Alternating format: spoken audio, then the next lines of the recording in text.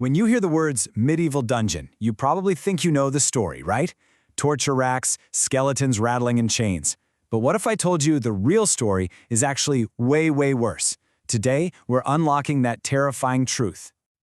All right, so first things first, we've got to tackle the myth, the image we all have in our heads. Just take a second. When I say that phrase, medieval dungeon, what's the very first thing that pops into your mind? I'm betting you're picturing something straight out of a movie. You know, a dark, dripping room designed for maximum pain, with all sorts of nasty devices and a guy in a black hood waiting in the corner. A place built for deliberate, calculated cruelty. But here's the twist. The real horror of the dungeon wasn't about some evil mastermind's plan to torture people. It was something much more mundane, and because of that, so much more horrifying. It was a horror born from simple, systemic, deadly neglect. So let's get into what these places were actually for, because I promise you, it is not what you think.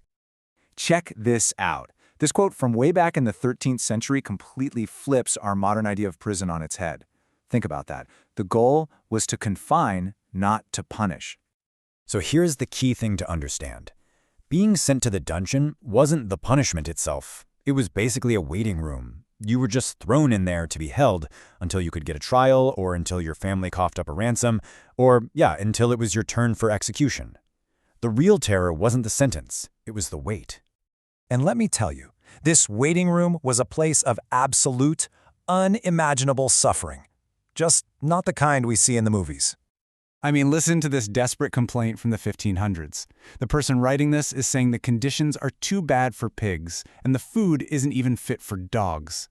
This wasn't a place for humans, it was considered a place unfit for animals. So let's paint a picture of daily life.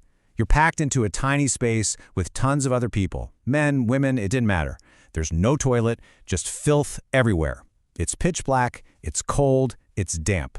Oh, and if you want to eat, you better hope you can pay the jailer's crazy fees. Otherwise, you just starved. Just imagine this. A prisoner named George Fox described a cell where people were literally wading through a puddle of their own filth that came up over their shoes. And it was these conditions, this unbelievable squalor, that created the perfect breeding ground for the dungeon's real monster. So what was this monster? Well, all of those horrific conditions unleashed something way more terrifying than any torturer with a hot poker. The thing prisoners feared most wasn't the executioner's axe. It was an invisible, silent killer that went by the name gaol fever. We know it today as epidemic typhus, a horrible disease spread by the lice that thrived in all that filth. And I really want you to let this sink in. This quote is from the famous prison reformer John Howard. He found that in 1 year, more people were killed by the disease in the prison than were actually executed by the state. The building itself was deadlier than the justice system.